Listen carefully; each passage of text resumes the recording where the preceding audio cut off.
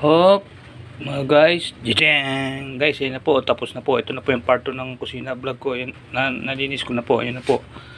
Ayan, tapos napakuluan ko na po itong yung hasang nung ulam nung habang nagugas ako ng plato. Sinalang ko naman yan. Ngayon, sabi ng misis ko pagkatapos ko rito, sige, magluluto ka na ng gulay. Tapos pagkatapos magpiprito ko, sabi niya, hindi, sige, pirito muna yung isda. Kaya ako na muna ang magprito ng isda. Pagkatapos siya na magluluto ng gulay, pinakita ko lang sa inyo po yung clean na po yung yung lababo. Di ba kanina mess pa yan, nakita yun dahil nakatambak. Yan po, ganyan po ang gusto ko pag nag-umpisa po ng pagluluto. Gusto ko linis na linis yung mga kusina na yan, yung mga ganyan-ganyan. Ayaw ko may nakikita ako naggigitata dyan pag nagluluto ako. Kaya lagi po ako may nakahandang tuyong basahan na cotton na damit ng mga pinaglumaan ko pong cotton na damit. Ito po ang pinakamaganda pamunas, yung cotton na mga pinaglumaan nyo. Pinatutuyo ko pa po ng gusto yan. Ayoko nang mamasa-masa yan. Gusto ko tuyong-tuyo yan. Ganyan, pinupunasan ko yan. Naka-ready to. Tapos pagkatapos ko pong gamitin yan, isasampay ko yan. Kaya kinabukasan, tuyong-tuyo na naman yan. Maipampupunas nyo na naman po sa lababo pag naghuhugas kayo ng plato. Para tuyong-tuyo po yung lababo yung ganyan-ganyan po. Ganyan po yan. Gusto ko po tuyong-tuyo yan para madikit man ang tiyan mong ganyan. Hindi mababasa ang dapit mo. Madikit pa yung short. Minsan nadidikit ang short na ganyan. O. Ayan, tinan nyo po ako, diba? Tanaw ba? Ay, teka. Ganyan po. Tingnan nyo po. Diba minsan madidikit kang ganyan. Hindi mababasa yung... Kasi minsan nangyayari. Pag nadikit to, makikita mo, basang-basa yung ganito yung tiyan mo. Kasi nadidikit kang ganyan. Basa ang lababo. Bad trip yung ganun eh. Pagkapango sa damit mong ganun, basa yung tiyan mo. Kaya kahit madikit kang ganyan dyan, hindi mababasa ang tiyan mo. Kahit madikit kang ganyan, no? Kasi tuyong-tuyo ko yan, pinupunasan ko maigit. Ayoko po nababasa yung lababo na yan. Kaya lang, okay na sana eh.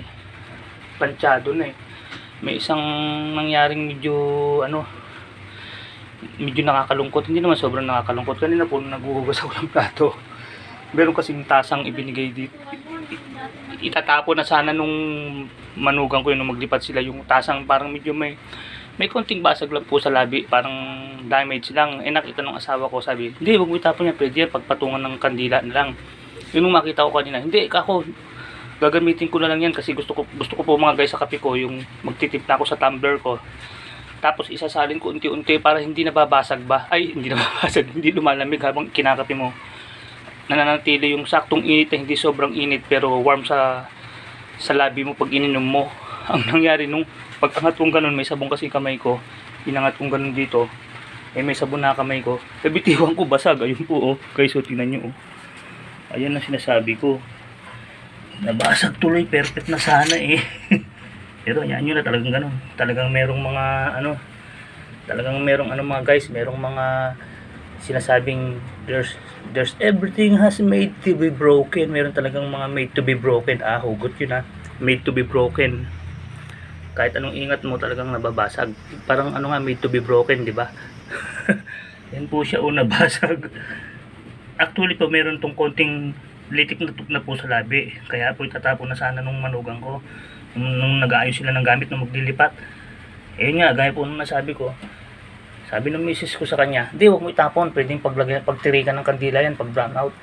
Nung makita ko rito sa lababo, tinanong ko kung saan galing to. Yung araw kwento niya, sabi ko, hindi, huwag mong pagtirikan ka ako ng kandila, gagawin kong kapihan yan, hugasan ko. Nabitiwan ko na. Basag. Sabi ko talaga, ba't ganun? Perfect na sana eh. Okay na sana yung moment eh. May pumasok na namang konting panira nung perfect na moment. Ba't ganun? Pansinin nyo yung mga guys, pag kayo parang may ginagawa kayong parang medyo piniperfect nyo, kagaya dito po, gusto ko nito, perfect po ito, yung malinis yung lababo. Ganyan. Parang merong isang pwersa na sisirain yung ginagawa nyo, yung babatripin kayo ng konti. Pero kayo patatalo sa ganun, talagang pwersa yun, talaga ginugulo buhay natin nun.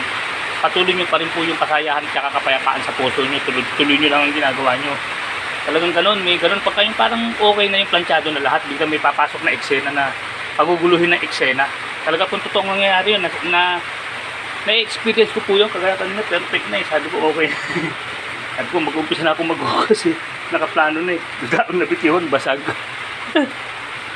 O di talagang merong isang pwersa na ginugulo yung yung ginagawa mo.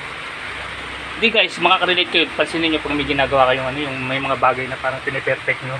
Minsan parang may nang guguluhin yung kapayapaan ng isip nyo. Parang binubuisit ba kayo? Ganun. Pero kayong patatalo sa ganun, manatili pa rin kayong kalmado at payapa. At ano, kumbaga magpahinuhod tayo lagi, pasensya. Yung patience ang kailangan. Ganun guys. O sige po mga guys, hanggang dito na lang po. Part 2 na lang po ng kusina vlog ko. Pinakita ko lang po sa inyo. Ayan o.